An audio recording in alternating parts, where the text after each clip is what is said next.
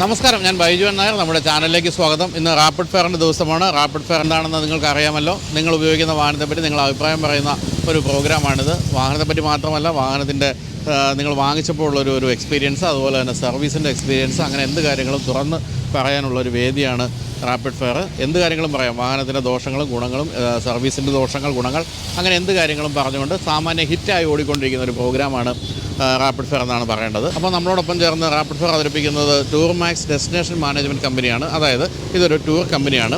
അടുത്ത കാലത്ത് പുതുതായി വന്ന കമ്പനിയാണെങ്കിൽ പോലും വർഷങ്ങളുടെ പ്രവൃത്തി പരിചയമുള്ള, ഈ ഒരു രംഗത്ത് പ്രവൃത്തി പരിചയമുള്ളവരാണ് ഈ ഒരു കമ്പനിയുടെ പിന്നിലുള്ളത്.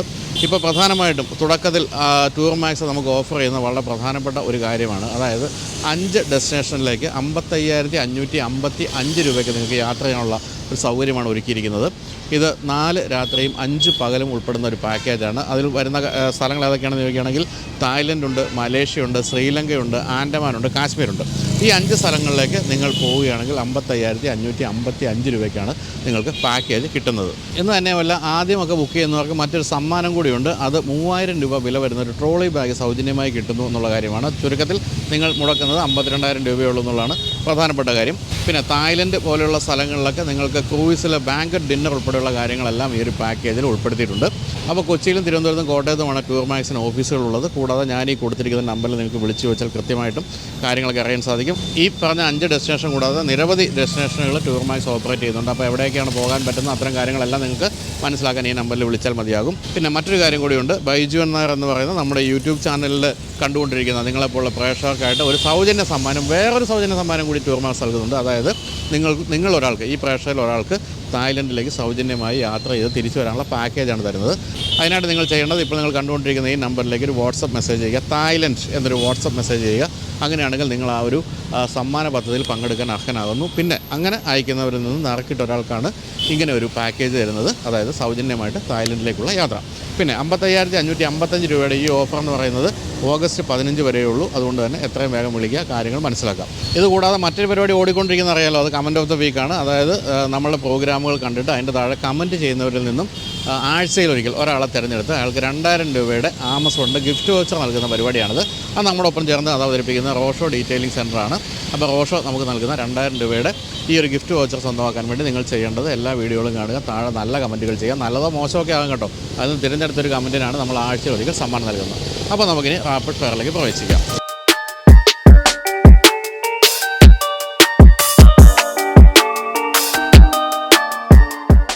അപ്പോൾ ഇന്ന് റാപ്പിഡ് ഫെയറിലെ ആദ്യത്തെ കസ്റ്റമറിനെ പരിചയപ്പെടാം. പ്രത്യേകം എന്താണെന്ന് ചോദിച്ചാൽ 5 വർഷത്തോളം ഒരു ജീപ്പ് കോമ്പസ് ഉപയോഗിച്ചതിന് ശേഷം അത് വിറ്റിട്ട് വീണ്ടും ജീപ്പ് കോമ്പസ് എടുത്ത ആളാണ്. എന്ന് പറഞ്ഞാൽ അത്രയധികം ആ വാഹനവും ഇഷ്ടപ്പെട്ടു, ആ ഒരു ബ്രാൻഡും ഇഷ്ടപ്പെട്ടു എന്നാണ് ഞാൻ മനസ്സിലാക്കുന്നത്. നമസ്കാരം. പേര്? അമൽദേവ്. എന്ത് ചെയ്യുന്ന? ഞാൻ ഹാർബർ ബിസിനസ്സാണ്. ഹാർബറിൽ എവിടെ? മുനമ്പം.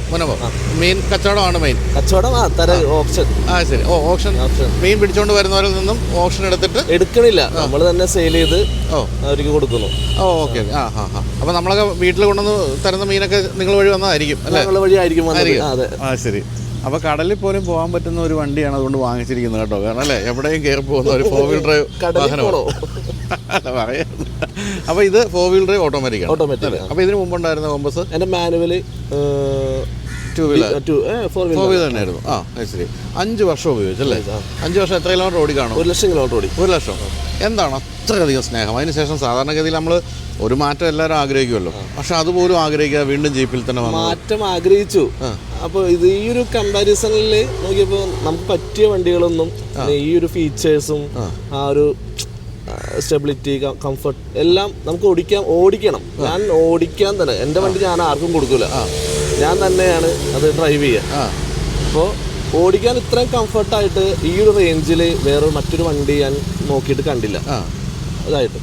പിന്നെ വിനാക്കിൽ ഉള്ള സപ്പോർട്ടും എല്ലാം കൂടി ആയപ്പോൾ മറ്റൊന്നും ചിന്തിച്ചില്ല. ഈ 5 വർഷം ഓടിച്ച കോമ്പസിന്റെ കാര്യത്തിൽ സർവീസ് ഒക്കെ എങ്ങനെയായിരുന്നു? കോസ്റ്റ് ഒക്കെ? സർവീസ് ഒരു ആവറേജ്, എന്നാൽ കൂടുതലുമല്ല ഒട്ടും കുറവുമല്ല. വർഷം ഒരു 15,000 കിലോമീറ്റർ കൂടുമ്പോൾ നമുക്ക് ഒരു കുഴപ്പമില്ലാത്ത രീതിയിലുള്ളൊരു സർവീസ് കോസ്റ്റ് ഉണ്ട്, കുഴപ്പമില്ല. പക്ഷെ വണ്ടി ഓടിക്കുമ്പോൾ ഉള്ള സാറ്റിസ്ഫാക്ഷൻ അനുസരിച്ചിട്ട് ആ കാശ് കൊടുക്കാം, നമുക്ക് വെറുക്കാം. അപ്പോൾ ഈ 5 വർഷം ഓടിച്ച വാഹനത്തിനെ സംബന്ധിച്ച് പറയുകയാണെങ്കിൽ ഒരു തരത്തിലുള്ള തലവേദന ഉണ്ടാക്കിയിട്ടേ ഇല്ലേ? തലവേദനകൾ ഉണ്ടാക്കിയിട്ടുണ്ടോ എന്ന് വെച്ചാൽ, ഞാൻ ഓഫ് റോഡ് നല്ല രീതിയിൽ ഓഫ് റോഡ് ഉപയോഗിച്ചിട്ടുള്ള ഒരാളാണ്. ആ വണ്ടി കൊണ്ട്. മാനുവല് ഓഫ് റോഡ് ചെയ്യുമ്പോൾ ഉള്ള പ്രശ്നങ്ങൾ അറിയാമല്ലോ, ക്ലച്ച് ഉള്ള പ്രശ്നങ്ങൾ ഉണ്ടായിട്ടുണ്ട്. സ്പോട്ടിൽ തന്നെ നമുക്ക് RSAനെ വിളിക്കാം, അല്ലെങ്കിൽ പിനാക്കിളിനാണെങ്കിലും എല്ലാ രീതിയിലുള്ള സപ്പോർട്ട് നമുക്ക് നല്ല രീതിയിൽ സപ്പോർട്ട് ചെയ്യുന്നുണ്ട്. വഴി കിടക്കേണ്ടി വന്നിട്ടുണ്ടെങ്കിലും സ്പോട്ടിൽ തന്നെ എന്നെ അടക്കം പിക്ക് ചെയ്തുകൊണ്ട് പോയിട്ടുണ്ട് അവർ. അപ്പോൾ അതിനുള്ള എല്ലാ സാങ്കേതിക കാര്യങ്ങളും ചെയ്തു തന്നിട്ടുണ്ട്. അതുകൊണ്ട് നമുക്ക് എനിക്ക് മോശം പറയാൻ പറ്റില്ല. അതിനുശേഷം ഇതെടുത്തപ്പോഴത്തേക്ക് എത്രയായി ഓൺ റോഡ് വില? എനിക്കൊരു 40 ലക്ഷം രൂപ. 40 ലക്ഷം രൂപയ്ക്ക് വേണമെങ്കിൽ നമുക്കൊരു സെക്കൻഡ് ഹാൻഡ് നല്ലൊരു പ്രീമിയം ഒരു ജർമ്മൻ വണ്ടി വേണേൽ വാങ്ങിക്കാൻ. സെക്കൻഡ് ഹാൻഡിനോട് പോകാനായിട്ട് ചെറിയൊരു ബുദ്ധിമുട്ട്. അതുകൊണ്ട് ഞാൻ മറ്റുള്ള ബ്രാൻഡ് നോക്കിയായിരുന്നു. ഇപ്പോൾ കോമ്പസ് പഴയ വണ്ടി ഇത്ര 5 വർഷം ഉപയോഗിച്ചു. ഇനി മറ്റുള്ള ഒരു ലക്ഷറി ഫീൽ ഉപയോഗിച്ച് ഞാൻ നോക്കിയായിരുന്നു. അപ്പോൾ ഈ ഒരു റേഞ്ചിൽ എങ്ങനെയാണെങ്കിലും അതിൻ്റെ ബേസ് വണ്ടികളെ കിട്ടണുള്ളൂ. ഇപ്പോൾ ഇതാണെങ്കിലും ബേസ് വണ്ടികളെ കിട്ടണുള്ളൂ. ഫീച്ചേഴ്സും ഇല്ല. ലോഗോ വെക്കുക, ആ വണ്ടിയുടെ ലോഗോ വെച്ച് നമുക്ക് ഓടിക്കാന്നുള്ളൂ. പക്ഷെ അതുകൊണ്ട് ഞാൻ തൃപ്തനല്ല. ഇതാകുമ്പോൾ ഫുൾ ഓപ്ഷൻ, ഫീലും ഉണ്ട്, ഫീച്ചേഴ്സും ഉണ്ട്, പിന്നെ നമുക്ക് ഓടിക്കാനും ബാക്കിയുള്ള കാര്യങ്ങളെല്ലാം. അപ്പോൾ ആദ്യ കാലത്ത് വന്ന, അതായത് കഴിഞ്ഞ ജനറേഷനിൽ പെടുന്ന ജീപ്പ് കോമ്പസിന്റെ കാര്യത്തിൽ പ്രധാനപ്പെട്ട പ്രശ്നം ഫീച്ചേഴ്സ് വളരെ കുറവാണ്. അത് ഇതിലേക്ക് വന്നപ്പോഴത്തേക്കും ഫുൾ ഫീച്ചറാണ്. ഇല്ലാത്ത സാധനങ്ങൾ ആഡ് ചെയ്തേക്കാം. അതിനകത്ത് ഇപ്പോൾ നമുക്ക് ആവശ്യമില്ലാത്ത സാധനം ആഡ് ചെയ്യണമെന്ന് അഡാസ് ഇല്ല എന്ന് മാത്രമേ ഉള്ളൂ. പക്ഷെ അതിനെ സംബന്ധിച്ച് നമ്മുടെ കേരളത്തിലെ റോട്ടിനെ സംബന്ധിച്ച് അഡാസ് കൊണ്ട് ഒരു ഉപയോഗമില്ല. നല്ല ശല്യം കൂടാതെ അത് ഉപയോഗിക്കാൻ പറ്റില്ല. ക്രൂസ് പോലും ഉപയോഗിക്കാൻ പറ്റുന്നില്ല കേരളത്തിൽ. എന്താണ് ജീപ്പ് കോമ്പസിന്റെ ഏറ്റവും ഇഷ്ടപ്പെട്ട ഫീച്ചർ? എന്താ ഏറ്റവും ഇഷ്ടം ഫീച്ചർ പറയുകയാണെങ്കിൽ സ്പീക്കർ ഒരു രക്ഷയില്ല. സബ് ഒരു രക്ഷയില്ലാത്ത. ഞാൻ സോങ് അധികം കേൾക്കാത്ത ഒരാളായിരുന്നു. ഒരുപാട് ഡ്രൈവ് ചെയ്യാറുണ്ട്. ഡ്രൈവ് എല്ലാം സോളോ, ഒറ്റയ്ക്ക് തന്നെയാണ്. ലോങ് ആണെങ്കിലും ലോക്കലാണെങ്കിലും സോളോ തന്നെ. അധികം അങ്ങനെ പാട്ട് കേൾക്കാത്ത ഒരാളായിരുന്നു. പക്ഷെ ഈ ഇല്ലാത്ത സിസ്റ്റം കേട്ടിട്ട് ഒരു രക്ഷയില്ല. ഓട്ടോമാറ്റിക് ആയിട്ട് നമ്മൾ ആ ഒരു ബാസ് ഇത് എൻജോയ് ചെയ്ത് പോണ്. വെറുതെ ഇരുന്നു. ഞാൻ വണ്ടി എടുക്കുന്നതിന് മുമ്പ് തന്നെ ഒരു 15 ദിവസം പിനാക്കിളിൽ പോയിട്ട് 20 മിനിറ്റ് വെച്ചിട്ട് പാട്ട് കേൾക്കുമായിരുന്നു. കാരണം അത് എന്താണ് ഇതിന്റെ പ്രശ്നം എന്താണെന്ന് അറിയാൻ വേണ്ടിയിട്ട്. അത് ഗംഭീര ഒരു ഫീഡ്ബാക്ക്. അതായത് പാട്ടൊന്നും സ്ഥിരമായിട്ട് കേൾക്കാതിരുന്ന ആളാണ്, പക്ഷെ ജീപ്പ് കോമ്പസ് വാങ്ങിയതിനു ശേഷം മ്യൂസിക് ലവറായിട്ട് ഇപ്പോ ആണെങ്കിൽ ഈ റാപ്പും അതും ഇതൊക്കെ കൂടുതൽ തുടങ്ങിയിട്ടുണ്ട്. ഒരു രക്ഷയില്ലാത്ത ഫീലാണ് അത് കേൾക്കുമ്പോൾ. പിന്നെ എന്തെങ്കിലും ഒരു കുറവ് പറയാനുണ്ടോ? എന്തെങ്കിലും ഉണ്ടായിരുന്നെങ്കിലും തോന്നുന്നത്? കുറവ് എന്ന് പറഞ്ഞാൽ ഇപ്പോൾ ഈ വണ്ടിക്ക് കുറവായിട്ടാണോ, അല്ലെങ്കിൽ ട്രെയിൽ ഹോക്ക് എന്ന് പറയുന്നൊരു മോഡലുണ്ട്. അതിപ്പോ അവൈലബിൾ അല്ല. ഞാൻ അതിനോടൊന്ന് നോക്കിയായിരുന്നു. ആ വണ്ടി അതെ. അതുമല്ല ക്ലിയറൻസ് കൂടുതല. ഓഫ് റോഡ്, ഞാൻ ഓഫ് റോഡ് ഇഷ്ടമാണ്. എവിടെ പോകണമെങ്കിലും നമുക്ക് ഇതാണ്. അതിന് ഒരു ചെറിയൊരു കേസാണ്. ഇതിൻ്റെക്കാളും നല്ല ക്ലിയറൻസ് ഉള്ളതുകൊണ്ട് നമുക്ക് എവിടെ വേണമെങ്കിലും കയറ്റി പോവാം. ഏത് പാറയിലാണെങ്കിലും മലയിലാണെങ്കിലും ഒന്നും നോക്കണ്ട. പിന്നെ 360 ഡിഗ്രി ക്യാമറ ഉള്ളതുകൊണ്ട് പൊങ്ങി പോവുകയാണെങ്കിലും ഫ്രണ്ടിൽ നിന്ന് ആരും പറഞ്ഞു തരണ്ട. നമുക്ക് അറിയാം ഫ്രണ്ടിൽ കല്ലുണ്ടെന്നുള്ളതും നമുക്ക് തന്നെ മാറ്റി പോവാം. അപ്പോൾ ഈ ലോങ് ട്രിപ്പൊക്കെ എവിടം വരെയൊക്കെ പോകും സാധാരണ? ഞാൻ ഒറ്റ ട്രിപ്പിൽ പോയി വന്നത് ഹൈദരാബാദ് പോയിട്ട് വന്നിട്ടുണ്ട്. പിന്നെ ഇപ്പോൾ കഴിഞ്ഞ 2 ആഴ്ച മുമ്പ് തഞ്ചാവൂർ കുംഭകോണമൊക്കെ പോയിട്ട് ഒറ്റയടിക്ക് പോന്നു. നല്ല രീതിയിലുള്ള പോക്ക് വന്നു. ഓഫ് റോഡ് ആണെങ്കിൽ സ്ഥിരമായിട്ട് സ്ഥലമുണ്ടോ? അതോ സ്ഥിരമായിട്ട് സ്ഥലമില്ല. പിന്നെ ഇടുക്കിയിലും ഇപ്പം നമ്മൾ ഈ പിനാക്കിളിൻ്റെതായിട്ടുള്ള ഒരു ട്രെയിൽ നടത്താറുണ്ട്. അത്യാവശ്യം ഇടയ്ക്കിടയ്ക്ക് നടത്താറുണ്ട്. അപ്പം അങ്ങനെ നമുക്ക് കുറച്ച് കമ്മ്യൂണിറ്റീസ് കിട്ടും. ഈ ജീപ്പ് ഓണേഴ്സിൻ്റെ കമ്മ്യൂണിറ്റി. അതിൽ നിന്ന് തന്നെ ഞങ്ങൾ വേറൊരു ഗ്യാങ് ഉണ്ടാക്കിയിട്ട് ഇപ്പോൾ ഇടുക്കിയിലും കോട്ടയത്തുള്ള കുറേ അച്ചായന്മാർ, ഫ്രണ്ട്സ്, ഇങ്ങനെ കുറേ ആൾക്കാരുണ്ട്. എല്ലായിടത്തും ഇവിടെയുണ്ട് ഒരുപാട് ആൾക്കാർ. അവരോടൊക്കെ ഞങ്ങൾ ഒരുമിച്ച് കൂടി എവിടെയെങ്കിലൊക്കെ ഒന്ന് പോകും. ഇടുക്കിയിലും കോട്ടയത്തൊക്കെ അവരൊക്കെ അവിടെ ഉള്ള ആൾക്കാരാണ്. അപ്പൊ അവർക്കൊക്കെ അറിയാം സത്രം അതുപോലുള്ള സ്ഥലങ്ങൾ. അത്യാവശ്യം നല്ല രീതിയിൽ. പിന്നെ ഈ ഇലക്ട്രിക് വാഹനങ്ങൾ ഓടിച്ചിട്ടുണ്ടോ? ഇലക്ട്രിക് വാഹനം ഓടിച്ചിട്ടുണ്ട്. ഇഷ്ടപ്പെട്ടെന്ന് വെച്ചാൽ കൊള്ളാം. പക്ഷേ എന്താ പറയാ, ഡീസല് ഈ ഒരു എൻജിൻ്റെ റിഫൈനറി അത് ഇതിൻ്റെ അത്രയും എന്തായാലും ഇലക്ട്രിക് വാഹനങ്ങൾ എത്തില്ല. പിന്നെ ഈ ഒരു ഫീല്, ഡീസലിന്റെ ഈ ഒരു എഞ്ചിന്റെ ഫീല്, ഫിയറ്റിന്റെ ഫീലാണ് സാധനം. ഈ ഫിയറ്റിന്റെ ഒരു ഫീല് ഒരിക്കലും ഒരു ഇലക്ട്രിക് വാഹനങ്ങൾക്കും കിട്ടില്ല. പിന്നെ ഈ പറഞ്ഞോട്ട് ഇലക്ട്രിക് എന്തായാലും ഫ്യൂച്ചറിൽ വരുമെങ്കിലും അതങ്ങോട്ട് ശരിയാവട്ടെ. ഒരു 2030, 2032 ഒന്ന് കഴിയട്ടെ. എന്തായാലും നമ്മളത് ചിലപ്പോൾ ചെയ്യേണ്ടി വരും. പക്ഷെ ഇതിപ്പോ ലാസ്റ്റ് ഫിയറ്റിന്റെ ഒക്കെ ഒരു ഇനി ഡീസൽ എഞ്ചിൻ ഇനി ഇറങ്ങുമെന്ന് അറിയില്ല. ഈ ഒരു 2 ലിറ്ററിന്റെ ഡീസൽ ഈ ഒരു ഫീല് ഈ ഒരു റേഞ്ചിൽ വേറെ വണ്ടിക്ക് ഇല്ല. ശരിയാണ്. മറ്റേ മൾട്ടിജെറ്റ് എഞ്ചിൻ തന്നെയാണ്. അത് 1.3 മൾട്ടിജെറ്റാണ് മാരുതിയൊക്കെ ഇവിടെ കൊണ്ടുവന്ന് ഫിയറ്റിൻ്റെ ഉപയോഗിച്ചിരുന്നെങ്കിൽ ഇത് 2 ലിറ്ററാണ്. ഇതേ എഞ്ചിൻ തന്നെയാണ് ഇപ്പോൾ ഹെക്ടറിലും കൊടുത്തിരിക്കുന്നത്. പക്ഷേ ഇവരുടെ ട്യൂണിംഗ് ഒക്കെ ഡിഫറൻറ്റ്, അതുകൊണ്ട് ഇത് കുറച്ചുകൂടി രസമാണ് ഓടിക്കാൻ. അപ്പോൾ ഇത് വിറ്റാൽ വീണ്ടും ജീപ്പ് കോമ്പസ് എടുക്കും. ജീപ്പ് കോമ്പസ് എടുക്കൂല, ഞാൻ റൂബിക്കോൺ എടുക്കും. അതാണ് റാംഗ്ലർ റൂബിക്കോണിലേക്കൊക്കെ പോവാണ് അല്ലേ. അപ്പോൾ വീണ്ടും ഭീകരനായ ഒരു ഓഫ് റോഡറായിട്ട് മാറാൻ പോവാണ് അല്ലേ. ഞങ്ങളിപ്പോൾ നാളെ പുതിയ റാംഗ്ലറിൻ്റെ ഡ്രൈവിന് പോവാണ് ചണ്ഡീഗഡിൽ. അപ്പോൾ അതിൻ്റെ ഫീഡ്ബാക്ക് ഒക്കെ പറഞ്ഞു തരാം. എന്നിട്ട് അടുത്ത വണ്ടി റാംഗ്ലർ ആകട്ടെ, കാരണം ഇതിൽ നിന്നൊക്കെ വളരെ ഡിഫറെൻ്റ് ആണ്. ഞാൻ ഡ്രൈവ് ചെയ്യാറുണ്ട്, റൂബിക്കോണും റാംഗ്ലറും എല്ലാം ഡ്രൈവ് ചെയ്തിട്ടുണ്ട്. അതുകൊണ്ടാണ് അത് റൂബിക്കോൺ എന്ന് പറഞ്ഞത്. അത് ഓടിച്ചാലേ ആ വണ്ടി എന്താണെന്നോ അല്ലെങ്കിൽ അതിന്റെ കേപ്പബിലിറ്റി എന്താണെന്നോ ഒക്കെ മനസ്സിലാവുള്ളൂ. അറ്റ്ലീസ്റ്റ് കോമ്പസ് പോലും 4 വീൽ ഡ്രൈവ് ആളുകൾ വണ്ടി ഓടിക്കുമെങ്കിലും എടുക്കുമെങ്കിലും ഇതൊന്നും 4 വീൽ ഡ്രൈവ് യൂസ് ചെയ്യാറില്ല. ഓഫ് റോഡ് ഒന്നും യൂസ് ചെയ്യില്ല. വെറുതെ ബാക്കിലൊരു സിമ്പിൾ കാണിക്കാൻ വേണ്ടി മാത്രം ആണ്. പക്ഷെ എന്റെ അറിവിൽ പല ആൾക്കാരും ഉപയോഗിച്ചിട്ടില്ല എന്ന് തന്നെയാണ് കേട്ടേക്കുന്നത്. അത് ഉപയോഗിച്ചാലേ ഇത് വണ്ടി ഇത്രയും കേപ്പബിലിറ്റി ഉണ്ടെന്ന് നമുക്ക് മനസ്സിലാവുള്ളൂ. ഞങ്ങളിപ്പോൾ അടുത്ത കാലത്ത് ഇവരുടെ രഞ്ജൻഗാവിലെ പ്ലാന്റിന്റെ ബാക്കിൽ ഓഫ് റോഡ് സ്ഥലത്ത് നമുക്ക് ഇത് ഓടിക്കാൻ തന്നു, പൂനെയിൽ. അപ്പോൾ അത് 2 വീൽ ഡ്രൈവും തന്നു, 4 വീൽ ഡ്രൈവും തന്നു. ഇത് തമ്മിൽ ഒരു ഡിഫറൻസ് പോലും തോന്നാത്ത രീതിയിലാണ്. 2 വീൽ ഡ്രൈവും എവിടെ കയറി പോവാം, അത്രയും ഗംഭീരമായ ഒരു വണ്ടി തന്നെയാണ്. അപ്പോൾ എന്തായാലും ഓൺ റോഡില് ഈ ചെറിയ കർവുകളിൽ എടുക്കാൻ 4 വീൽ ഡ്രൈവിനുള്ള ചില വ്യത്യാസങ്ങളുണ്ട്. ഈ സ്റ്റെബിലിറ്റിയിൽ നല്ല വ്യത്യാസങ്ങളുണ്ട്. ഈ 4 വീൽ ഡ്രൈവിന് നല്ലൊരു പിടുത്തം വരും, ഒരു ഗ്രിപ്പ് കിട്ടും, നല്ല ഒരു നമുക്ക് ഡ്രിഫ്റ്റ് അങ്ങനെ ആവില്ല, ഒരു സ്ലിപ്പ് ആവാതെ നല്ല രീതിയിൽ ഒരു കംഫർട്ട് വരും. അതുകൊണ്ട് തന്നെ 5-6 ലക്ഷം രൂപ കൂടുതലുണ്ട്. അപ്പോൾ എന്തായാലും ഒരു കാര്യം ഉറപ്പായി, ജീപ്പിൽ നിന്നും ജീപ്പിലേക്ക് മോഡൽ മാറുന്നത് മാത്രമേ ഉള്ളൂ, അതിൽ തന്നെ നിലനിൽക്കുന്നു. അത്രയധികം ജീപ്പിനെ ഇഷ്ടപ്പെടുന്ന ആളാണ്. ജീപ്പ് ഉപയോഗിക്കുന്ന ആരും കുറ്റം പറഞ്ഞ് കേട്ടിട്ടില്ല. ചിലർ ചിലപ്പോൾ സർവീസ് കോസ്റ്റ് ഇത്തിരി കൂടുതലാണെന്നൊക്കെ ഒന്ന് പറഞ്ഞിട്ടുണ്ടെന്നല്ലാതെ ആരും വണ്ടി ഒരു കുറ്റവും പറഞ്ഞിട്ടില്ല. ആ രീതിയിൽ പാക്കേജ് എടുത്തത് കാരണം ഇനി 5 വർഷത്തേക്ക് തിരിഞ്ഞു നോക്കണ്ട. അങ്ങനെയുണ്ട്. അതൊക്കെയാണ് ഇത്തരം കോസ്റ്റ്ലി ആയിട്ടുള്ള വണ്ടികൾ എടുക്കുമ്പോഴത്തേക്കും സർവീസ് പാക്കേജ് കൂടെ അങ്ങ് എടുക്കുക. അപ്പോൾ പിന്നെ ആ തലവേനയില്ല. അപ്പോൾ എന്തായാലും താങ്ക് യു സോ മച്ച്.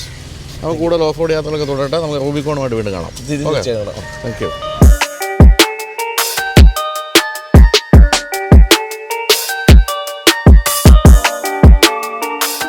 അപ്പോൾ ഇനി നമ്മൾ പരിചയപ്പെടുന്നത് ടാറ്റ ഹാരിയറിൻ്റെ കസ്റ്റമറാണ്. നമസ്കാരം. Good morning sir. മോർണിംഗ്. പേര്? എൻ്റെ പേര് ഡോക്ടർ മുരളീകൃഷ്ണൻ. ഡോക്ടർ എവിടെയാണ്? ഞാൻ ഡെന്റിസ്റ്റാണ്, പീഡിയാട്രിക് ഡെന്റിസ്റ്റാണ്. എൻ്റെ ക്ലിനിക്ക് കലൂർ സ്റ്റേഡിയത്തിനടുത്താണ്. ശരി. അവിടെ എക്സ്ക്ലൂസീവ് പീഡിയാട്രിക് പ്രാക്ടീസ് ആണ്. ശരി. അപ്പോൾ അത് ഏത് വയസ്സ് വരെ ഉള്ളവരാ കുട്ടികൾ? അത് 0 to 15 വരെയുള്ള എല്ലാ പിള്ളേരുടെ സംബന്ധമായ പല്ലും. വൈഫും പീഡിയാട്രീഷ്യനാണ്. അപ്പോൾ മെഡിക്കൽ സൈഡും കൂടെ ആയിട്ടാണ്. രണ്ടും ഒരുമിച്ചാണ്. അപ്പോൾ ഈ കുട്ടികളുടെ പല്ലെടുക്കലായിരിക്കും ഏറ്റവും ബുദ്ധിമുട്ടുള്ള കാര്യം. ഞാൻ ഇടയ്ക്കൊരു ഡോക്ടറിൻ്റെ ഒരു വീഡിയോ ഉണ്ട്. പുള്ളി ഇവിടെ പഞ്ചാബിലെ മറ്റുള്ള പുള്ളി കുട്ടികളെ ഇഞ്ചക്ഷൻ എടുക്കുന്നത് പാട്ടൊക്കെ പാടി അങ്ങനത്തെ പരിപാടിയൊക്കെ നടക്കും. പാട്ട് പാടി പല്ലിനകത്ത് ഇഞ്ചക്ഷൻ കൊടുക്കാൻ പാടാം. അതുകൊണ്ട് ആ ഒരു ഫണ്ടിലൊക്കെ പോകും. കുഴപ്പമില്ല. അപ്പോൾ ആ ഒരു ഫണ്ട് തന്നെയാണോ ഇതിൽ നിന്ന് കിട്ടുന്നത്? ഡെഫിനറ്റ്ലി. അതെ. ഞാൻ ടാറ്റ എന്ന് പറയുന്ന ഒരു ബ്രാൻഡോട് എനിക്ക് ഭയങ്കര ഒരു ഇഷ്ടമാണ്. ഒന്ന് ഇന്ത്യൻ ബ്രാൻഡാണ്, ദേശീയ ബ്രാൻഡാണ്. സെക്കൻഡ്, ഇത് എനിക്ക് ഫീൽ ചെയ്യുന്നതായിരിക്കും ഒരു യൂറോപ്യൻ കാറിൻ്റെ അത്രയും ഒരു safety vice, build quality wise എല്ലാം ഞാൻ വളരെ സാറ്റിസ്ഫൈഡ് ആണ്. അതായത് ടാറ്റ ഫാനാണ്. ടാറ്റ ഫാൻ എന്ന് പറയാൻ ഇതല്ലാതെ ടാറ്റ ഉപയോഗിച്ചിട്ടുണ്ടോ? ഞാൻ ആദ്യം 2018 ടാറ്റയുടെ ഹെക്സ XT ആണ് ഞാൻ ആദ്യം ഫസ്റ്റ് എടുത്ത വണ്ടി. അപ്പം അന്ന് ടാറ്റ എടുക്കുമ്പോൾ കുറേ പേര് പറഞ്ഞു സർവീസ് ഒരു ഇഷ്യൂ ആയിരിക്കും, ടാറ്റയുടെ റിലയബിലിറ്റി ഒരു ഇഷ്യൂ ആണ്, റാറ്റ്ലിംഗ് സൗണ്ട് ഉണ്ടാവും ഇൻഡിക്കൊക്കെ പോലെ എന്നൊക്കെ പറഞ്ഞു. പക്ഷേ എൻ്റെ ഒരു തൃശ്ശൂരുള്ളൊരു ഫ്രണ്ട് ഡെൻറ്റിസ്റ്റ്, പുള്ളി ഈ വണ്ടി എടുത്തിട്ട് ആൾ വളരെ സാറ്റിസ്ഫൈഡ് ആയിരുന്നു. അപ്പോൾ ആ പുള്ളിയുടെ ഒരു വിശ്വാസത്തിലാണ് ഞാനിതെടുത്തത്. പക്ഷെ അതെടുത്ത് ഓൾമോസ്റ്റ് ഒരു 4 years റൺ ചെയ്തു. ഒരു 1 lakh kilometers ഓടി. ഒരു കുഴപ്പവും ഉണ്ടായില്ല. ദൈവം സഹായിച്ച് ഇറ്റ് വാസ് അമേസിങ് കാർ. എന്ന് വെച്ച് കഴിഞ്ഞാൽ പുറകിലിരിക്കുന്നവരാണെങ്കിലും അതെ, റൈഡ് ക്വാളിറ്റി ആണെങ്കിലും അതെ, അടിപൊളിയായിരുന്നു. പ്രത്യേകിച്ച് ലോങ് പോയി തിരിച്ചു വരുമ്പം നമുക്ക് ക്ഷീണം പറഞ്ഞ സംഭവമില്ല. സോ അതായിരുന്നു ഫസ്റ്റ് എക്സ്പീരിയൻസ്. ശരിക്കും പറഞ്ഞാൽ ഞാൻ എപ്പോഴും പറയാറുണ്ട്, ഹെക്സ അന്ന് വിജയിച്ചില്ല, ഇപ്പൊ കൊണ്ടുവന്ന വിജയിച്ചു. ഡെഫിനറ്റ്ലി. ഞങ്ങൾ ഇപ്പോഴും ആ കൊടുത്തതിന് ശേഷം ഞാൻ ഇപ്പോഴും വിഷമിക്കും. അത് കൊടുക്കാൻ പാടില്ലായിരുന്നു എന്ന് പറഞ്ഞ് ഞാൻ ഒരുപാട് ഈ പറയുന്ന പോലെ അതൊരു മണ്ടത്തരമായി പോയി കൊടുത്തത്. അത്ര അടിപൊളി വണ്ടിയാണ്. അതിനുശേഷം നേരെ ഇതിലേക്ക് വരുമായിരുന്നു. അത് ഞാൻ ശരിക്കും പറഞ്ഞാൽ ടൊയോട്ടയുടെ ഹൈറൈഡർ എടുത്തു. അത് എടുത്തു. Mileage point of view was good. Strong hybrid ആയിരുന്നു. അറൗണ്ട് 30 kilometer മൈലേജ് ഒക്കെ ഉണ്ടായിരുന്നു പെട്രോളിൻ്റെ.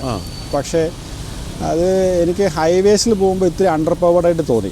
അതൊരു പക്ഷേ ഈ ഹെക്സയെന്ന് താഴത്തോട്ട് വന്നുകൊണ്ടാണോ എന്ന് അറിഞ്ഞൂടാ. 3 സിലിണ്ടർ എഞ്ചിനാണല്ലോ. അപ്പം ഹൈവേയിൽ പോകുമ്പം ഇച്ചിരി പിക്കപ്പ് ഇൻ ദ സെൻസ് ഇച്ചിരി കുറവായിട്ടുള്ള പോലെ തോന്നി. അപ്പോൾ അത് കൊടുത്തിട്ടാണ് ഞാൻ വീണ്ടും ഉപയോഗിച്ചു. അതൊരു 3 മാസമാണ് ഉപയോഗിച്ചത്. 3 മാസം? അത് ശരി. പുതിയ വണ്ടി എടുത്ത് അത് കിട്ടാൻ വേണ്ടി 1.5 വർഷം ക്യൂ നിന്ന് ആൾക്കാർ വാങ്ങിക്കുന്നത്. അങ്ങനെയുള്ളപ്പോഴാണ് 3 മാസം വെച്ചിട്ട് കൊടുത്തത്. അപ്പോൾ എന്ത് നഷ്ടം വന്നു വിറ്റപ്പോൾ? എനിക്ക് നഷ്ടം വന്നില്ല. അത് ടൊയോട്ടയുടെ ബ്രാൻഡിങ് കാരണമാണ്. അതൊരു ഇതാണ് എനിക്ക്. ഞാൻ മേടിച്ചതിന് ശേഷം പോലും ഇങ്ങനെ ഒരുപാട് വിഷമം പറച്ചിലായിരുന്നു വീട്ടിൽ. ഇത് എടുക്കേണ്ടിയിരുന്നില്ല എന്ന് പറഞ്ഞു. അത്ര അണ്ടർ പവർഡ് തോന്നി? Definitely under powered. പ്രത്യേകിച്ച് ഹൈവേയിൽ പോകുമ്പോൾ നമ്മൾ ഈ സൈഡിൽ കൂടെ ബാംഗ്ലൂർ ട്രിപ്പൊക്കെ പോകുമ്പോൾ സൈഡിൽ കൂടെ വോൾവോ ബസ്സെല്ലാം കയറി പോകുമ്പോൾ നമുക്ക് ആ ഒരു ചാഞ്ചാട്ടം തന്നെ ഫീൽ ചെയ്യും. നേരെ മറിച്ച് ഇതെടുത്ത് ഞാൻ ചെന്നൈക്കും ബാംഗ്ലൂരും ഒക്കെ ഓടിച്ചിട്ടുണ്ട്. ഹെക്സ അതിൻ്റെ റോഡ് പ്രസൻസ് എന്ന് പറഞ്ഞ ഒരു റോഡ് പ്രസൻസ് ആണ്. ഒരു കുലുക്കം പോലും നമ്മൾ ഫീൽ ചെയ്യില്ല. അപ്പം അത് സിവിയർലി ഈ പറയുന്ന ഒരു പുറകിലിരിക്കുന്നവർക്കാണെങ്കിലും ഒത്തിരി ഒരു ക്രാംപ്ഡായിരുന്നു. അത് might be because segment different ആണല്ലോ. അപ്പോൾ അത് വിഷമിച്ചിരിക്കുമ്പോഴാണ് എൻ്റെ ഒരു കസിൻ പറഞ്ഞത് അങ്ങനെയാണെങ്കിൽ പുതിയ വണ്ടിയല്ലേ ഇപ്പോൾ തന്നെ കൊടുത്തുകൂടെന്ന് ചോദിച്ചപ്പം ഞാൻ റഫ്ലി 5000 കിലോമീറ്റേഴ്സ് എന്തോ ആയിരുന്നുള്ളൂ. അപ്പോൾ ഞാൻ ഈ പറയുന്ന സെയിൽ ചെയ്യാന്ന് വിചാരിച്ചു. ഏകദേശം ഞാൻ മേടിച്ച വില തന്നെ എനിക്ക് കിട്ടുകയും ചെയ്യും. അപ്പോൾ കൊടുത്തു. പിന്നെ ടാറ്റയിലേക്ക് വീണ്ടും. അപ്പോൾ ഈ ഹാരിയറിലേക്ക് എത്താൻ എന്താ കാരണം? ഹാരിയർ ഹെക്സ നിർത്തി, അതാണ് മെയിൻ റീസൺ. ഹെക്സ പോയാൽ ഹെക്സ ഇല്ലാത്തതുകൊണ്ടാണ് നെക്സ്റ്റ് സെഗ്മെൻ്റായ ഹാരിയറിലേക്ക് ഞാൻ മാറിയത്. അപ്പം നല്ലൊരു സർവീസുള്ള ഇത് നോക്കി ഞാൻ ഹെക്സ റെഗുലറായിട്ട് കൊടുക്കുന്ന അവിടെ ഫോക്കസ് മോട്ടോഴ്സ് എടപ്പള്ളി, അവിടെ മിസ്റ്റർ ലിബിൻ എന്ന് പറഞ്ഞ സർവീസ് മാനേജറുണ്ട്. പുള്ളി ഉണ്ടെങ്കിൽ മാത്രമേ ഞാൻ സർവീസിന് കൊടുക്കൂ. ബാക്കിയുള്ളവർ നല്ലതാണ്, പക്ഷേ ലിബിൻ എന്ന് പറയും പുള്ളി ഉണ്ടെങ്കിൽ മാത്രമേ. കഴിഞ്ഞ ഇത്രയും കൊല്ലങ്ങളായിട്ട് ഓൾമോസ്റ്റ് 2018 മുതൽ ഞാൻ ലിബിൻ ഉണ്ടെങ്കിലാണ് സർവീസ് ചെയ്യുന്നത്. ഈ 60,000 കിലോമീറ്റേഴ്സ് കഴിഞ്ഞത് ലിബിനാണ് ചെയ്തത്. ഇത് 60 കഴിഞ്ഞു? ശരി. നല്ല ഓട്ടമാണല്ലോ. എങ്ങോട്ടേ പോകുന്നത്? ഓട്ടോ ഈ പറയുന്ന പോലെ ബാംഗ്ലൂർ വൈഫ് ബാംഗ്ലൂരോ പഠിച്ചേ. അപ്പോൾ എനിക്ക് ഡ്രൈവ് ചെയ്യാൻ ഭയങ്കര ഇഷ്ടമാണ്. ഇവിടെ നിന്ന് ഒരു വെളുപ്പിന് ഒരു 4 മണിക്ക് എണീറ്റ് വണ്ടി പിടിച്ചാൽ ഒരു 12 മണിയാകുമ്പോൾ മംഗലാപുരം എത്തും. 8 മണിക്കൂറുണ്ട്? അത് ശരി. ആള് പുലിയാട്ടോ. സാധാരണ ഡോക്ടർ ഡ്രിവൺ എന്ന് പറഞ്ഞാൽ വണ്ടി അധികം ഓടിയിട്ടില്ലെന്നാണ് സങ്കല്പം.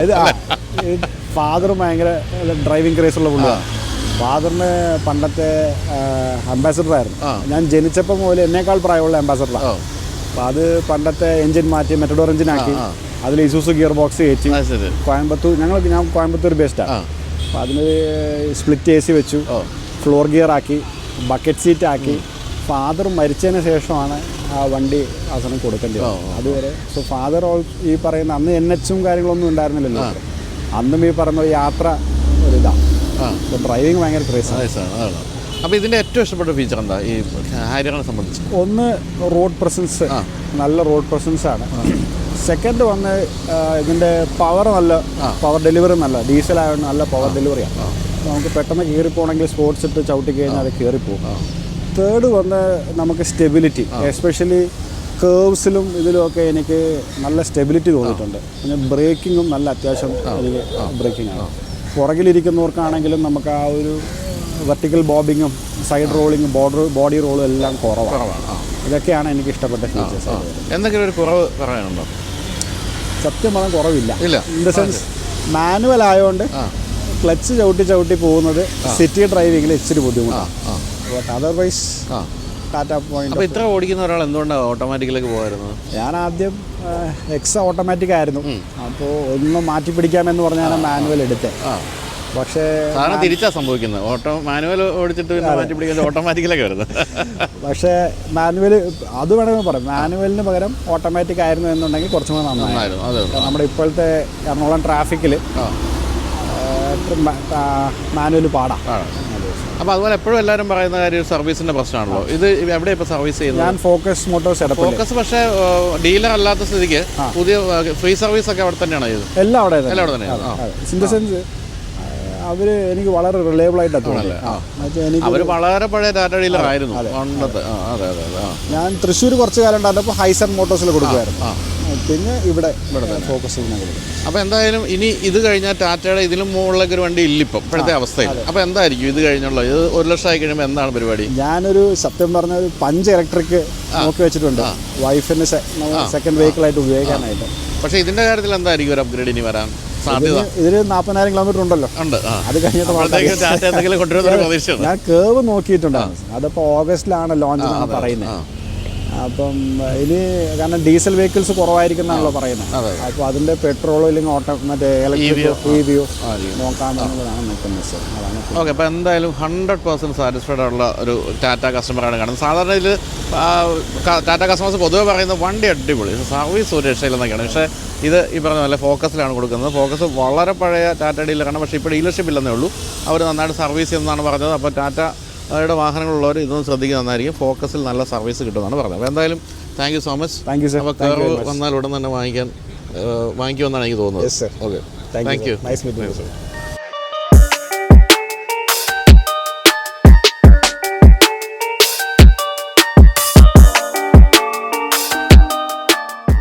ഇനി നമ്മൾ പരിചയപ്പെടുന്നത് ഒരു BMW 530D അല്ലേ? 530Dയുടെ ഓണറിനാണ്. ഗംഭീരമായിട്ട് കുറേ കാര്യങ്ങൾ ചെയ്തിട്ടുണ്ട്. എനിക്ക് ഏറ്റവും ഇഷ്ടപ്പെട്ടത് ഇത് ഒട്ടും വൃത്തികേടാകാതെ ഒരു എയർ ഇൻടേക്ക് പോലുള്ള ഭാഗമൊക്കെ വെച്ചിട്ടുണ്ട്. പിന്നെ നല്ല സ്കേർട്ടിങ് ചെയ്തിട്ടുണ്ട് അല്ലേ?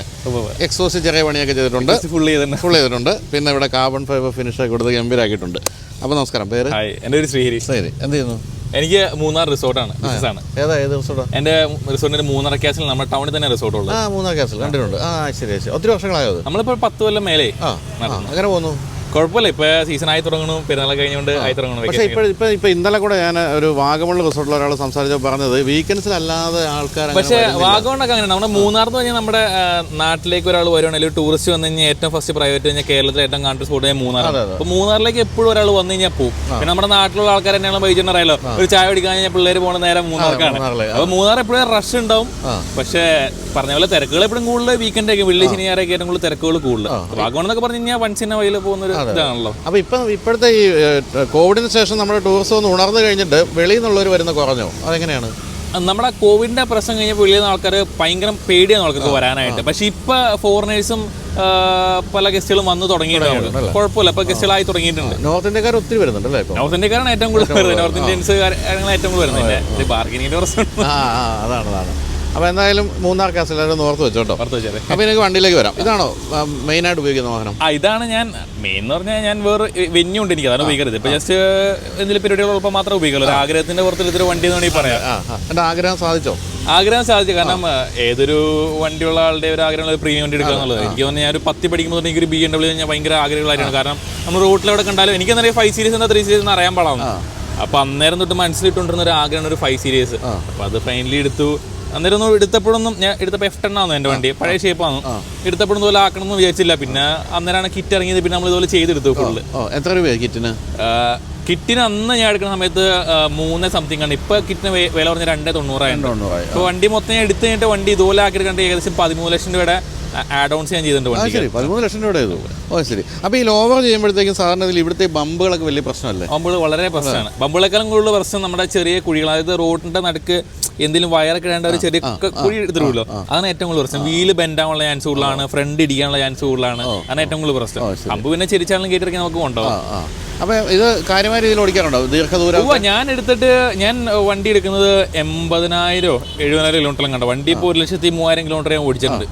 ഞാൻ എടുത്തിട്ട് ഒരു കൊല്ലം ആവുന്നേ ഉള്ളൂ. അത്യാവശ്യം നല്ല ഓട്ടം ഉണ്ട്. മൂന്നാറിലേക്ക് സ്ഥിരം പോകുന്നുണ്ട്? മൂന്നാറേ പോകാറുണ്ട്. മൂന്നാറൊന്നും പോകുന്നതിന് കുഴപ്പമൊന്നുമില്ല. അത്യാവശ്യം നല്ല വഴിയാണ്.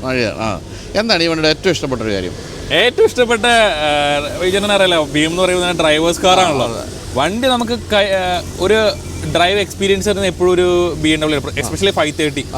നമ്മൾ ഒരു പയ്യെ സ്ലോ ആയിട്ട് പോകുമ്പോൾ നമ്മുടെ സൈഡിൽ കൂടെ ആരെങ്കിലും വന്ന് നമ്മളെ മൂപ്പിച്ച് കഴിഞ്ഞാൽ ഒരു വണ്ടി നമുക്ക് ഓവർടേക്ക് കഴിഞ്ഞാൽ പയ്യെ ഒരു ഡൗൺ ചെയ്ത് കഴിഞ്ഞാൽ വണ്ടിയുടെ ഫുൾ പവർ നമുക്ക് റോ പവർ നമ്മുടെ കയ്യിലേക്ക് കിട്ടുവാണ്. അതാണ് എനിക്ക് ഈ വണ്ടിക്കകത്ത് ഏറ്റവും ഇഷ്ടപ്പെട്ടത്. നമുക്ക് ഉദ്ദേശിക്കുന്ന പോലെ നമുക്ക് നമ്മുടെ ഫുഡ് സ്റ്റെപ്പിൽ കിട്ടും.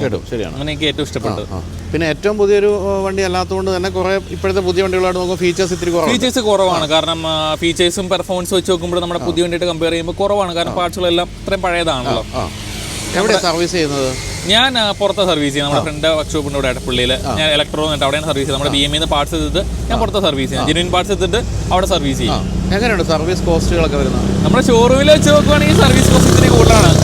പക്ഷേ എനിക്കങ്ങനെ വലിയ കാര്യമായിട്ട് തോന്നില്ല. കാരണം ഇതുപോലത്തെ ഒരു വണ്ടി ഉപയോഗിക്കുമ്പോൾ അത്ര ഒരു എമൗണ്ട് കൊടുക്കുന്നതിൽ എനിക്ക് വലിയ പ്രശ്നമായിട്ട് തോന്നില്ല. പിന്നെ ആൾക്കാർ പലരും ഞാൻ വണ്ടി എടുക്കുന്നതിന് മുമ്പേ എൻ്റെ ഫ്രണ്ട്സ് അല്ലെങ്കിൽ എനിക്ക് അറിയാവുന്ന ഒരു ഒപ്പീനിയൻ പറഞ്ഞിട്ട് വണ്ടിക്ക് ഭയങ്കര ചിലവാണ്, ഇതാണ്. അതെനിക്ക് തോന്നുന്നു നമ്മളൊരു സാധാരണ ഒരു വണ്ടി, ഒരു നോർമൽ വണ്ടി ഉപയോഗിച്ചിട്ട് ഒരു പ്രീമിയത്തിലേക്ക് പോകുമ്പോൾ അത് ഭയങ്കര ഇതായിട്ട് തോന്നും. ഇപ്പോൾ എനിക്ക് തോന്നുന്നു 2 കൊല്ലം മുന്നേ സ്വിഫ്റ്റ് ഉപയോഗിച്ചിട്ടുണ്ടാണ്. അത് എങ്ങനെയൊക്കെ കാണിച്ച് സർവീസ് ചെയ്യല ആകെ 2000-3000 സർവീസ് ചെയ്യില്ല. അങ്ങനെ വെച്ച് നോക്കുന്ന ഒരു സംഭവത്തിൽ നമ്മൾ പെട്ടെന്നൊരു സർവീസ് അതിൽ മിനിമം 25,000 ഒന്ന് ചെയ്യുമ്പോൾ ആൾക്ക് എക്സ്പെൻസീവ് ആയിട്ട് തോന്നും. പക്ഷേ ഈ ഒരു വണ്ടി വെച്ച് കമ്പയർ ചെയ്യുമ്പോൾ അത് അത്ര വലിയൊരു എമൗണ്ട് ആയിട്ട് എനിക്ക് തോന്നിയിട്ടില്ല. അപ്പം ഇപ്പോഴത്തെ ഒരു സാഹചര്യത്തിൽ ഈ പറഞ്ഞ പോലെ സർവീസ് സെന്ററിൽ കൊടുക്കുമ്പോഴാണ് ഏറ്റവും കൂടുതൽ ഒരു എക്സ്പെൻസ് വരാറുള്ളത്. അങ്ങനെ അല്ലെങ്കിൽ ഒരു ഇങ്ങനെ വലിയൊരു ആഗ്രഹമുള്ള ഒരാൾക്ക് ഒരു 10-15 ലക്ഷം രൂപ വേണമെങ്കിൽ ഒരു BMW വാങ്ങിക്കാം, സുഖമായിട്ട് വാങ്ങിച്ചു കഴിഞ്ഞാൽ കൊണ്ടുനടക്കാൻ പറ്റുന്ന എക്സ്പെൻസ് നിർത്താൻ പറ്റും. സർവീസ് നമുക്ക് അത്യാവശ്യം നല്ല രീതിക്ക് സർവീസ് പുറത്ത് ചെയ്താലും ട്രസ്റ്റഡ് ആയിട്ടുള്ള ഒരുപാട് വർക്ക്ഷോപ്സ് ഉണ്ടല്ലോ, അവിടെ കൊടുത്ത് ചെയ്ത് കഴിഞ്ഞാൽ നമുക്കൊരു 10 രൂപ, ഒരു 520 ഒക്കെ ആണെങ്കിൽ ഒരു 9 രൂപ 8 രൂപ, ഒരു 530 ആണെങ്കിൽ ഒരു 12 രൂപ ഏറ്റവും മാക്സിമം പോയി വരുള്ളൂ. അത് എയർ ഫിൽറ്റർ കാര്യങ്ങളെല്ലാം എല്ലാം മാറിയുന്ന ഒരു 12 രൂപ അടുത്ത് വരുള്ളൂ. ഷോറൂമിൽ വന്നപ്പോൾ 20 അടുത്ത് എന്തോ വരുന്ന 20 അല്ല, അത് പറയുന്നില്ല, അത് അത്രയും എമൗണ്ട് വരും. അതെ ഈ പറഞ്ഞ പോലെയാണ് നമ്മളിപ്പോൾ സാധാരണഗതി എന്തുകൊണ്ടാണ് എല്ലാവരും പ്രീമിയം വാഹനങ്ങൾ ഉപയോഗിക്കുന്നത് സർവീസ് സെന്ററിൽ കൊടുക്കുന്നത് വെച്ചാൽ ഒരു സർവീസ് ഹിസ്റ്ററി വെച്ചിട്ടാണ്. അത് വിൽക്കുമ്പോൾ പിന്നെ അത് പറഞ്ഞിട്ട് വിൽക്കാം. അതിനുവേണ്ടി നമ്മൾ വലിയ വില കൊടുക്കേണ്ടി വരും എന്നുള്ള കാര്യത്തിൽ സംശയമൊന്നുമില്ല. അപ്പോൾ എത്ര കാലം കൊണ്ടുനടക്കാനാണ് പരിപാടി BMW? അതോ അതിനുശേഷം അടുത്ത ഒരു അപ്ഗ്രേഡിലേക്ക്? അല്ലേ, നമുക്ക് ഇതെടുത്തപ്പോൾ ഇതിൻ്റെ പവർ ഭയങ്കര എനിക്ക് ഇതാണ്. പക്ഷേ ഇനിയിപ്പോൾ ഒരു V8 പെട്രോളിലേക്കെങ്കിലും പോയാൽ കൊള്ളാൻ ഒരു ആഗ്രഹമുണ്ട്, ഒരു സൂപ്പർ കാർ ഇതിലേക്കും പോയാൽ കൊള്ളാൻ ഒരു ആഗ്രഹമുണ്ട്. തീരുമാനിച്ചിട്ടില്ല. അപ്പം ഈ ദൈവത്തിൻ്റെ സന്നിഗ്രഹം കൊണ്ട് അടുത്ത കൊല്ലമൊക്കെ ആകുമ്പോഴേക്കും ഒരു സൂപ്പർ കാറിലേക്ക് പോകാൻ ഒരു ആഗ്രഹമുണ്ട്. ഏതാ മനസ്സിലുള്ളത്? മനസ്സിലുള്ള വാങ്ങിച്ചില്ലെങ്കിലും മനസ്സിൽ ഏറ്റവും ഫസ്റ്റ് നമ്മുടെ ഇന്ത്യൻ സെഗ്മെന്റിൽ ഏറ്റവും ഫസ്റ്റ് നമ്മുടെ മൈൻഡിലേക്ക് ഒരു മസ്താങ് ആണല്ലോ. കാരണം ഏറ്റവും റിലയബിൾ ആയിട്ടുള്ള ഒരു കാർ എന്ന് പറഞ്ഞാൽ മസ്താങ് ആണ്. ഫോർഡ് ആയതുകൊണ്ട് എങ്ങനെ വലിയ സർവീസ് ചെയ്താൽ ഒരു 15 രൂപ 18 എടുത്താൽ പറ്റും. പിന്നെ അതിനകത്ത് ഏറ്റവും കൂടുതൽ കോസ്റ്റ് വരുന്നത് അതിൻ്റെ ബ്രേക്കിനാണ്. ബ്രെംബോടെ കിട്ടി വരുന്നതുകൊണ്ട് അതിനകത്താണ് ഏറ്റവും കൂടുതൽ റേറ്റ് വരുന്നത്. പിന്നെ മൈലേജും മൈലേജ്. പക്ഷെ ആ ഒരു വിലയ്ക്ക് ഭയങ്കര റോഡ് പ്രസൻസ് ഉള്ള വണ്ടി കയറുന്ന ഞാൻ കണ്ടിട്ടില്ല. കാരണം ഏതൊരു പ്രായമുള്ള ആൾ കണ്ടാൽ ഇത് എന്ത് ജീവിയാന്ന് നോക്കുന്ന ഒരു ഇതാണ്. അതാണ് ആ വണ്ടിയുടെ ഏറ്റവും വലിയ ഹൈലൈറ്റ്. നമ്മൾ അത്രയും പൈസ ഇൻവെസ്റ്റ് ചെയ്യുമ്പോൾ നമുക്ക് അതിൻ്റെ ഒരു സാറ്റിസ്ഫാക്ഷൻ കിട്ടണല്ലോ. നമ്മൾ ബാക്കിയുള്ളവരുടെ ഒരു ഒപ്പീനിയൻ നോക്കണമെങ്കിൽ നമുക്ക് എവിടെ കൊണ്ടുള്ള നമുക്കൊരു അത്ര ലക്ഷം ഓടിച്ചാൽ നമുക്കൊരു രാവിലെ എനിക്ക് വണ്ടി ഉണ്ടെങ്കിൽ നമുക്കൊരു സന്തോഷം തോന്നണം. രാവിലെ നമ്മൾ ഞാൻ കൊള്ളാം നമ്മുടെ വണ്ടിയും കൊള്ളാം എന്നുള്ളൊരു ഇത് നമുക്ക് വേണമല്ലോ. അപ്പം മസ്താങ് ഓപ്ഷൻ ഉണ്ട്. പിന്നെ ഞാൻ നോക്കിയിട്ടില്ല. പിന്നെ ഒന്ന് ഫ്രണ്ട്സിനോടൊക്കെ ഒന്ന് ഒപ്പീനിയൻ എടുത്തിട്ട് പുറത്തൊക്കെ പോയി നോക്കിയിട്ട് പയ്യെ എടുക്കാനുള്ള ഇതാണ്. അപ്പോൾ അത് ഇത് നിലനിർത്തിക്കൊണ്ടാണോ അതോ ഒന്നും തീരുമാനിച്ചിട്ടില്ല? അപ്പൊ ഇത് കൊടുക്കും ഒന്നും തീരുമാനിച്ചിട്ടില്ല. അപ്പൊ വെന്യൂവിനെ പറ്റി പറയാം. വെന്യൂവിന്റെ ഏത് വേരിയന്റ് കയ്യിൽ? വെന്യൂവിന്റെ ഇപ്പോൾ തന്നെ തൊട്ട് മുന്നേയുള്ള വെന്യൂ, അതായത് ഇപ്പൊ ഏറ്റവും പുതിയ ഇറങ്ങിയിട്ടില്ല. അതിന്റെ തൊട്ട് ഞാൻ ഇപ്പൊ 2 കൊല്ലായി. മാനുവൽ വണ്ടി, ഡീസൽ വണ്ടി. എങ്ങനെയുണ്ട് വണ്ടി? അടിപൊളി വണ്ടി. നമുക്ക് എന്താ പറയാ, പണ്ടത്തെ CT100 പോലെ ബൈക്ക്. പെട്രോൾ പമ്പ് കാണിച്ചത് നല്ല മൈലേജാ. എനിക്ക് മൂന്നാറൊക്കെ പോകുമ്പോൾ ഇടയ്ക്ക് അതുകൊണ്ട് ഞാൻ പോകാം. നമുക്ക് മൂന്നാറൊക്കെ പോകുമ്പോൾ തന്നെയുള്ള വഴി വഹിച്ചെന്നറിയില്ല. അത്യാവശ്യം നല്ല ഹൈവേ റണ്ണ അല്ല ഹിൽ വേ റണ്ണ ആയതുകൊണ്ട് എനിക്ക് എങ്ങനെ വലിയ 22 മൈലേജ് കിട്ടാറുണ്ട്. ഡീസൽ 22 മൈലേജ് കിട്ടാറുണ്ട്. ഒരു കുഴപ്പമില്ല, അതൊരു പാവം വണ്ടി. അത്യാവശ്യം എല്ലാ ഫീച്ചേഴ്സും ഉണ്ട്. പിന്നെ ഒരു വണ്ടിക്ക് വേണ്ട എല്ലാ സാധനങ്ങളും വണ്ടിക്ക് ഉണ്ട്. പിന്നെ കാണാൻ ഇത്തിരി ഒരു അപ്പാപ്പൻ ലുക്കാന്നുള്ളൂ, വേറെ കുഴപ്പമൊന്നുമില്ല. പിന്നെ ആകെ ഇപ്പൊ റീസെന്റ് ആയിട്ട് തന്നെ വണ്ടി ഒന്ന് ചെറുതായിട്ട് നമ്മുടെ കണ്ടെയ്നർ റോഡിൽ വെച്ച് വണ്ടി ഒന്ന് തട്ടി. അതായത് ഞാൻ വന്നുകൊണ്ടിരിക്കുന്നത് ഫ്രണ്ടിലൊരു കണ്ടെയ്നർ ആയിട്ട് അതിന്റെ ബാക്കിലായിട്ട് ഒരു മാല പോലെ ഇങ്ങനെ കുറെ വണ്ടികളിട്ട് എന്റെ പോയി ജസ്റ്റ് ഇടിച്ചിട്ട് എന്റെ ബമ്പർ ജസ്റ്റ് ആയിട്ട് പൊട്ടിയാണ്. ബമ്പറും പൊട്ടി, ഹെഡ്ലൈറ്റും പൊട്ടിയാണ്. അപ്പോൾ ഞാൻ വണ്ടി നമ്മുടെ പുല്ലുവഴിയുള്ള ഹ്യുണ്ടായി കൊണ്ടുപോയി കൊടുത്തു. അപ്പോൾ അവർ പറഞ്ഞ് ശരിയാക്കി തരാം, ഒരു 3-4 ദിവസം മതി എന്ന് പറഞ്ഞ് ഞാൻ വണ്ടി കൊടുത്തു. 3-4 ദിവസം കഴിഞ്ഞപ്പോൾ അവർ പറഞ്ഞ പാർട്സ് വരാൻ ഡിലേ ആവും. 2 ദിവസത്തിൽ അവർ പറഞ്ഞു വീണ്ടും ഡിലേ. ഒരു 5 ദിവസം കഴിഞ്ഞപ്പോൾ അവരെന്നെ വൈകിട്ട് വിളിച്ചിട്ട് പറഞ്ഞു, ഇങ്ങടേക്ക് വിളിച്ചില്ല, എല്ലാം നമ്മൾ അങ്ങടേക്ക് വിളിച്ച് ചോദിച്ചുകൊണ്ടിരിക്കണം. അങ്ങടേക്ക് വിളിച്ചപ്പോൾ അവിടുത്തെ സർവീസ് കഴിഞ്ഞപ്പോൾ പോരെ കുഴപ്പമില്ല എന്ന് പറഞ്ഞു. അവിടെ ചെന്ന് കഴിഞ്ഞപ്പോൾ വണ്ടി കഴുകിയിട്ടും കൂടിയില്ല. ഞാൻ ബാക്ക് കണ്ടത് ഫ്രണ്ടിൽ ചെന്ന് നോക്കി കഴിഞ്ഞപ്പോൾ എൻ്റെ ബമ്പർ വേറെ കളർ, എൻ്റെ വണ്ടിയുടെ ബോഡി കളർ വേറെ, എൻ്റെ ഹെഡ്ലൈറ്റ് മര്യാദയ്ക്ക് ഫിക്സ് ചെയ്തിട്ടില്ല. പിന്നെ അന്ന് തട്ടിയപ്പോൾ എൻ്റെ നമ്പർ പ്ലേറ്റ് വളഞ്ഞിട്ടുണ്ടായി. ആ വളഞ്ഞ നമ്പർ പ്ലേറ്റ് ഒരു മര്യാദ ഇല്ലാണ്ട് ആ നമ്പർ പ്ലേറ്റ് തിരിച്ചു വെച്ചു. 250 രൂപ പുതിയ നമ്പർ പ്ലേറ്റ് ഉള്ളത്. അതൊന്നും വാങ്ങിച്ചേക്കുള്ള മര്യാദ പോലും കാണിച്ചില്ല അവർ. അപ്പോൾ അത്രയും മോശമായിട്ടുള്ള സർവീസ് എനിക്ക് തന്നെ. അതേത് സർവീസ് സെൻ്ററാണ്?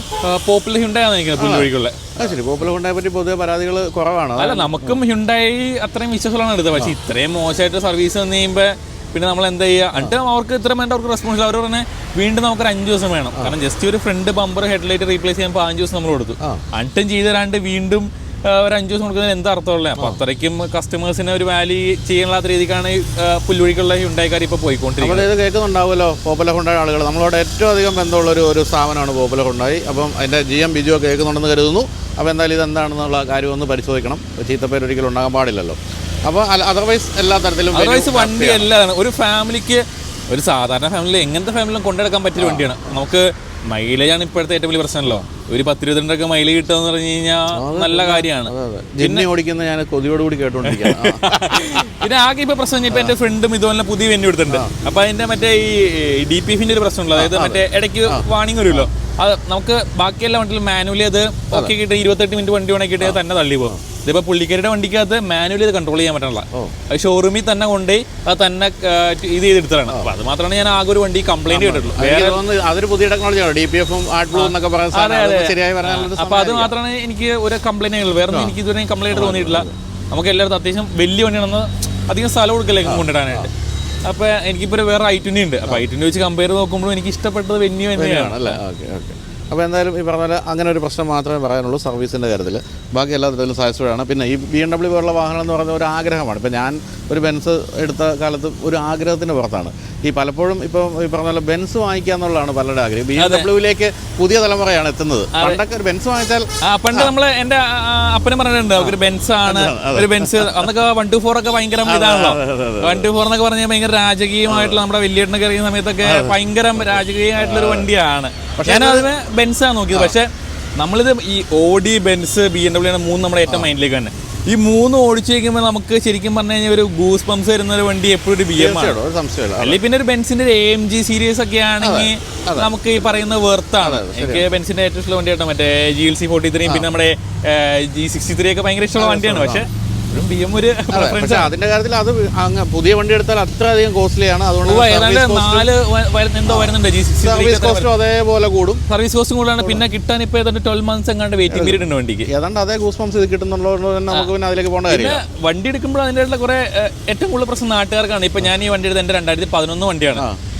അപ്പം ഞാൻ അത്രയും മെയിൻ ചെയ്ത് പുതിയ വണ്ടിയിലാണ് നടക്കുന്നത്. അപ്പോൾ നാട്ടുകാരാണ് ഊത്തിയിട്ട് അവൻ ഇതിപ്പോൾ ഞാനിപ്പോൾ 4th ഓണർ വണ്ടിയാണ്. അവൻ ഇത്രയും കാശ് എടുത്ത് 4th ഓണർ വണ്ടി എടുത്തു. അവൻ്റെ 4th ഓണർ വണ്ടി എൻ്റെ ഇൻസ്റ്റാഗ്രാമിലെ കമന്റ് ബോക്സ് എടുത്ത് ഞാൻ കാണാം ഇങ്ങനെ ഹൈലൈറ്റ് ചെയ്ത് 4th ഓണർ 2015 വണ്ടി. ഈ കമന്റ് ചെയ്യുന്ന പലർക്കും സ്വന്തമായിട്ടൊരു വണ്ടി പോലും ഉണ്ടാവില്ല. ഞാൻ എൻ്റെ ഇത്രയും വർഷം കൊണ്ട് ഞാൻ ഹാർഡ് വർക്ക് ചെയ്ത് എൻ്റെ പൈസ കൊണ്ട് ഞാൻ കാര്യത്തിൻ്റെ പുറത്ത് വണ്ടി വാങ്ങിച്ചു. പിന്നെ മെയിനായിട്ട് ആൾക്കാർ പറയുന്നത് ഞാൻ M5ന്റെ കിറ്റ് കയറ്റി. എന്നെ കൊണ്ടൊരു 2 കോടി വിലയുള്ളൊരു M5 അഫോർഡ് ചെയ്യാൻ പറ്റാത്തതുകൊണ്ടാണ് ഞാൻ ഒരു 530 അതിനൊരു സിമിലാരിറ്റി ഉള്ള 530 എടുത്തത്. അപ്പൊ അതിനകത്ത് ബാക്കിയുള്ളതിൽ ബുദ്ധി വിട്ടിട്ട് വല്ല കാര്യമുണ്ടോ? നമുക്ക് പൈസ നമ്മളത് ഉപയോഗിക്കുക, നമുക്ക് ഇഷ്ടമുള്ള കാര്യങ്ങൾ വാങ്ങിക്കുക. അസൂയയുടെ പ്രശ്നമുള്ള അത് മാത്രമേ എനിക്ക് ആകെ ഒരു പ്രശ്നം ഇതായിട്ട് തോന്നിയിട്ടുള്ളൂ. എന്തായാലും വളരെ സന്തോഷം. ഈ പറഞ്ഞ ഒരാഗ്രഹം, ജീവിതത്തിൽ ആഗ്രഹം സാധിക്കുക എന്ന് പറഞ്ഞാൽ ചെറിയ കാര്യമല്ല. അപ്പോൾ അങ്ങനെ ആഗ്രഹം സാധിച്ച ആളാണ് നമ്മൾ പരിചയപ്പെട്ടത്. അപ്പോൾ thank you so much. Thank you. അപ്പോൾ ഇനി നമ്മൾ മസ്താങ്ങുമായിട്ട് വീണ്ടും കണ്ടുപിടും. മസ്താങ്ങിൽ വേറെ ഏതൊരു സൂപ്പർ കാർ എടുക്കട്ടെ എന്ന് ആഗ്രഹിക്കുന്നു. ഞാൻ ആശംസിക്കുകയും ചെയ്തു. ശരി ശരി.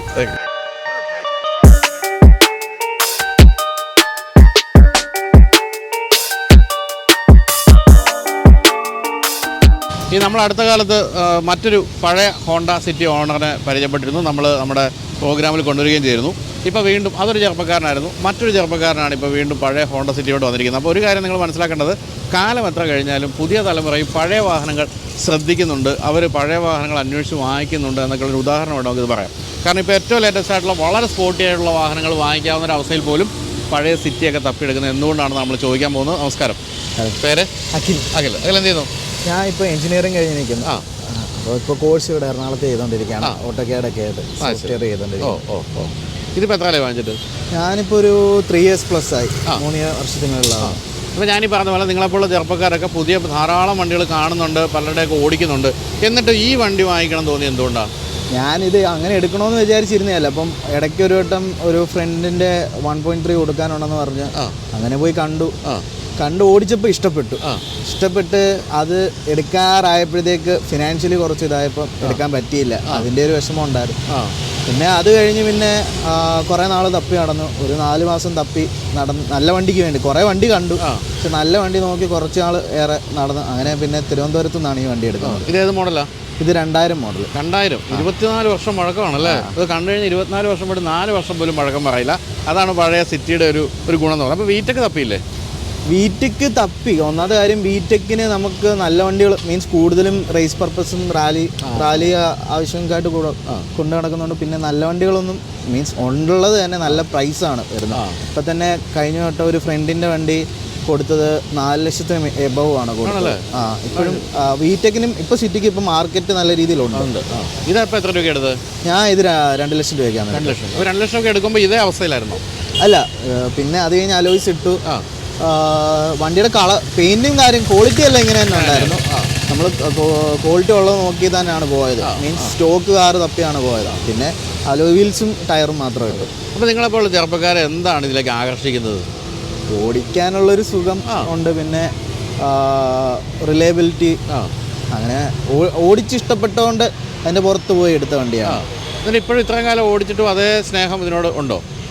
അതേ സ്നേഹം ഉണ്ട്. പിന്നെ ആകെയുള്ളൊരു പ്രശ്നം എന്ന് വെച്ചാൽ നമുക്ക് പാർട്സ് കിട്ടാനുള്ളൊരു ബുദ്ധിമുട്ട്. മീൻസ് ആഫ്റ്റർ മാർക്കറ്റ് കിട്ടും, പക്ഷെ ഹോണ്ടയിൽ നിന്നുള്ള ഒറിജിനൽ പാർട്സ് കിട്ടാൻ ഭയങ്കര കുറച്ച്. ഞാൻ ഒരു വർഷം മുമ്പ് വരെ ഹോണ്ടയിലാണ് സർവീസ് ചെയ്തുകൊണ്ട് ഇപ്പോഴാണ് വെളിയിലോട്ട് ചെയ്തു തുടങ്ങിയത്. കാരണം ഹോണ്ടയിൽ ഇപ്പം സാധനങ്ങൾ സ്റ്റോക്ക് ഇല്ല. ആണോ? അപ്പം ഈ മറ്റു പാർട്സുകൾ വെളിയിൽ നിന്നുള്ളത് ഇഷ്ടംപോലെ വരുന്നുണ്ടോ? ആഫ്റ്റർ മാർക്കറ്റ് വരുന്നുണ്ട്. ആഫ്റ്റർ മാർക്കറ്റ് സാധനങ്ങളും പിന്നെ ഇന്ത്യയിൽ പ്രൊഡ്യൂസ് ചെയ്യുന്നതും ഉണ്ട്, അത് യൂസ് ചെയ്യാറുണ്ട്. പിന്നെ ചില സാധനങ്ങൾ ഇപ്പം ഈ ഓയിൽ സീല് അങ്ങനെയുള്ള കാര്യങ്ങളൊക്കെ ഒറിജിനൽ വാങ്ങിച്ചിടുവാന്ന് അത്രയും കാര്യമൊന്ന് ഗ്രൂപ്പിലൊക്കെ പറഞ്ഞു കേട്ടിട്ടുണ്ട്. അപ്പം ചോദിക്കാൻ ഗ്രൂപ്പ് ഉണ്ടല്ലേ? ഗ്രൂപ്പാണ്. അപ്പം നിങ്ങൾ പരസ്പരം പാർട്സിനെ പറ്റിയൊക്കെയുള്ള ചർച്ചകൾ? പാർട്സിനെ പറ്റിയും വണ്ടിയുടെ കാര്യങ്ങളെ പറ്റിയും കുറേ സംസാരിക്കാറ്. എത്ര പേരുണ്ട് ആ ഗ്രൂപ്പിൽ?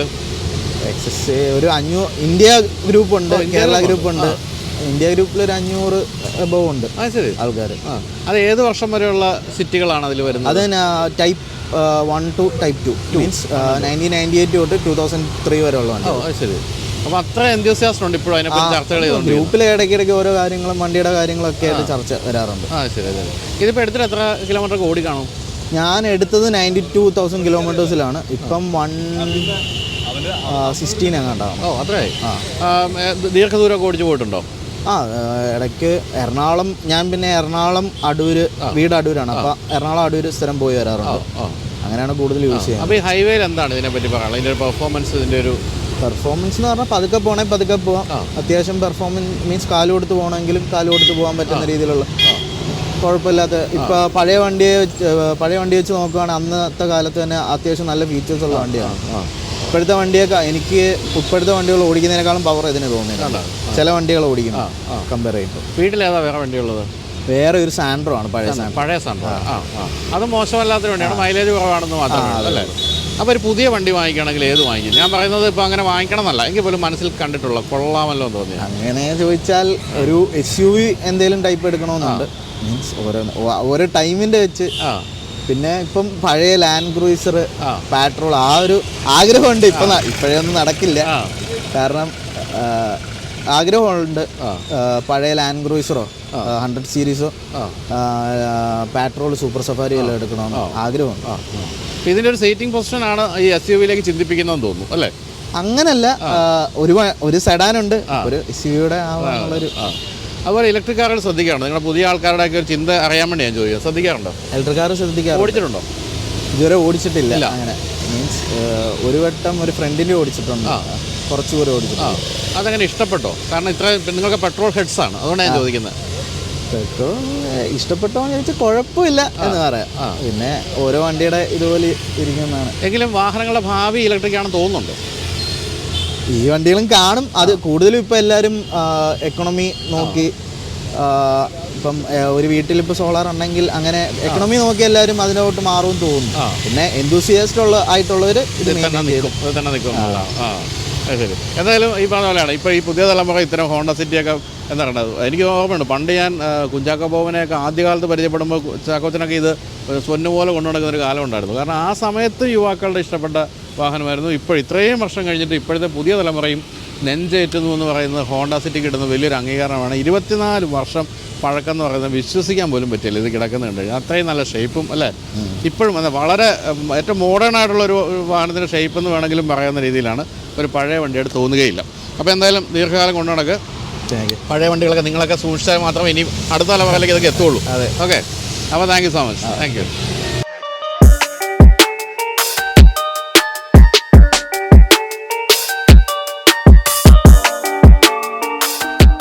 അപ്പോൾ റാപ്പിഡ് ഫെയർ അവസാനിക്കുമ്പോൾ നിങ്ങളെ ഓർപ്പിക്കാനുള്ള 2 കാര്യങ്ങളാണ്. ഒന്ന് 55,555 രൂപയ്ക്ക് 5 ഡെസ്റ്റിനേഷനിലേക്ക് നിങ്ങൾക്ക് പോകാൻ വേണ്ടി ടൂർ മാക്സ് നൽകുന്നൊരു പാക്കേജാണ്.